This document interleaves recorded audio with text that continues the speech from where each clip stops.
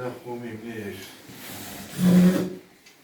Hani ne yediklersen şu bundaki var hani жақсы iyilikleri geçip versin. Şurada kılan menetlerine Kuday verir, kuşat verirsin sana da var. Bundan narları işlerine ilgili alman. Ben şunda şampiyon balları çıkarıp başka emelerin kırılıp gerektiren gelgiletip götürüp yürüyor bile. Daima yüzünden gülüp etmesin. Yolun çıktığı yoldaşların kırık olsun. Daima şundan da taş konup balları şeyde Karol'dan var kuşlar yemeği alırken silir. Ben mesela ne kalar dedim. Size dostlarım tımağına almetli. Şu sportmenler kolda sonra bu da sizin. Özünün ballarından özünün o taş konup kireçe gibi uçuyor.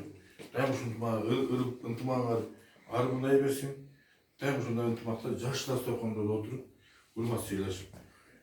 Kanmek dağı ne diyeyim şu Kuday Mesut sana kuşkat verirsin. Yani kaçan şu sürekli sözlerin öttürdüğüm olup kaykı basan dağı.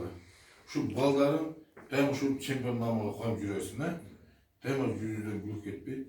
Daima şu gelgenin şunu dastoklarını cayıp yaşlanıp toz olaşığa hareket kılıyor. Дай насип кылсын. Амин. Сестра бошош помню.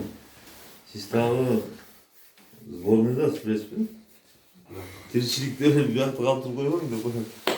Yok, benim hazır kulak asa buna gelmediğimde demediniz mi? O benim bekli işi görüşüyor. Ama notal işleri problem var.